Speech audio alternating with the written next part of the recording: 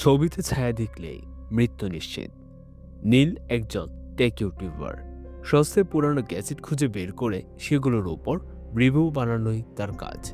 শহরের এক কোনায় ধুলোবালি মাখা এক পুরানো দোকানের অন্ধকার তাকে টেনে নিয়ে গিয়েছিল। সেখানেই সে খুঁজে পায় ক্যামেরাটা। পুরানো আমলের এক বাড়ি DSLR, যার গায়ে কোনো ব্র্যান্ডের নাম নেই, শুধু লেন্সের পাশে একটা অদ্ভুত চিহ্ন খোদাই করা। নীল ভেবেছিল এটা দিয়ে তার চ্যানেলে একটা দুর্দান্ত ভিন্টেজ লুক ভিডিও বানাবে, কিন্তু ক্যামেরাটা হাতে নেওয়ার পর থেকেই তার ভেতর এক অদ্ভুত শিরশিরানি অনুভূত হতে লাগলো। লেন্সের কাজটা যেন সাধারণ কাজ নয়, একজোড়া হিমশীতল চোখের মতো তার দিক তাকিয়ে আছে। প্রথম দিন নীল তার অ্যাপার্টমেন্টের বারান্দা থেকে রাস্তার একটা ছবি তুলল। ল্যাপটপে ছবিটা যখন সে জুম করলো, তখন তার কপালে বাজ পড়ল।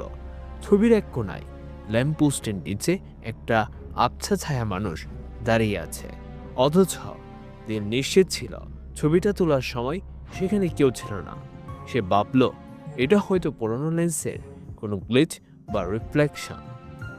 পরদিন নীল তার এক বন্ধুর ছবি তুলল কফি শপে বসে।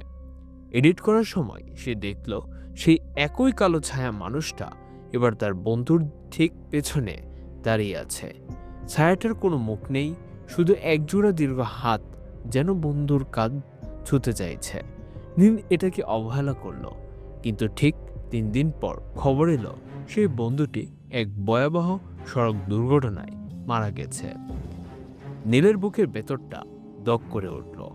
কাকতালীয় হয়তো, কিন্তু এরপর সে যারাই ছবি তুলল, রাস্তার অচেনা হকার থেকে শুরু করে তার নিজের পোষা বিড়ালটা পর্যন্ত, সবার ছবির এক কোনায় সেই কুচকুচে কালো ছায়াটা দেখা দিতে লাগলো। আর সবচেয়ে ভয়ঙ্কর ব্যাপার হলো, ছবি তোলার ঠিক 72 ঘন্টার মধ্যে সেই মানুষ বা প্রাণীর সাথে কোনো না কোনো মর্মান্তিক দুর্ঘটনা ঘটে যাচ্ছিল। নীল আতঙ্কিত হয়ে ক্যামেরাটা একটা কাপড়ে জড়িয়ে আলমারির একদম ভেতরে লুকিয়ে রাখলো। সে ঠিক করলো আর কোনোদিন এটা ছবে না। কিন্তু মাঝরাতে তার ঘুম ভেঙে গেল এক অদ্ভুত শব্দে। অন্ধকার ঘরের ভেতর থেকে ভেসে আসছে ক্যামেরার যান্ত্রিক শাটার পড়ার শব্দ। Click click click. কেউ যেন অন্ধকার ঘরে ঘুরে ঘুরে ছবি তুলছে। নীল গামতে গামতে বিছানা থেকে উঠে বসলো।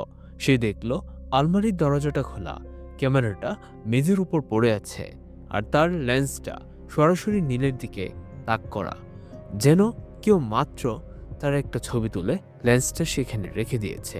নীল কাঁপতে কাঁপতে ক্যামেরাটা হাতে নিল। তার হাত থরথর করে কাঁপছিল। সে ক্যামেরার পেছনে থাকা ছোট ডিজিটাল স্ক্রিনটা অন করলো। গ্যালারিতে থাকা শেষ ছবিটা দেখে নীলের চিৎকার করে উঠতে ইচ্ছে করলো, কিন্তু তার গলা দিয়ে কোনো স্বর সরল না। ছবিটা তার নিজের। সে বিছানায় ঘুমিয়ে আছে, আর তার ঠিক পেছনে তার গলার একদম কাছে মুখ নামিয়ে দাঁড়িয়ে আছে সেই ছায়া মানুষটা।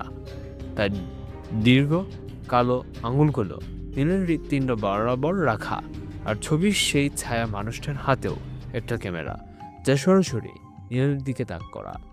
নীল বুঝতে পারল এই ক্যামেরাটা আসলে কোনো ছবি তুলে না, এটা স্বীকার করে। ছবিতে ছায়াটা যত কাছে আসে, মৃত্যুর সময় তত ঘনিয়ে আসে। সে আয়নার দিকে তাকালো। আয়নায় সে একা দাঁড়িয়ে আছে, কিন্তু ক্যামেরার লেন্স দিয়ে যখন সে আয়নার দিকে তাকালো, তখন দেখলো সেই ছায়া মানুষটা এখন আর ছবির ভেতর নেই। সে তার ঠিক পাশেই দাঁড়িয়ে আছে। ছায়া মানুষটা ধীরে ধীরে তার হাত বাড়ালো নীলের দিকে। গড়ের বাতাস হঠাৎ বরফের মতো ঠান্ডা হয়ে গেল। নীল বুঝতে পারল লেন্সের উপরে থাকা জগৎটা এবার তাকে টেনে নিচ্ছে। পরদিন সকালে নীলের ঘরে পুলিশ এসে দেখল ঘর ভেতর থেকে বন্ধ। ঘরের মাঝখানে নীল নেই, শুধু পড়ে আছে সেই পুরনো ক্যামেরাটা। একজন পুলিশ অফিসার কৌতূহলী হয়ে ক্যামেরাটা হাতে নিয়ে একটা ছবি তুললেন। ফ্ল্যাশ জ্বলে উঠল, আর ঠিক সেই মুহূর্তে ক্যামেরার গ্যালারিতে একটা নতুন ছবি জমা হলো।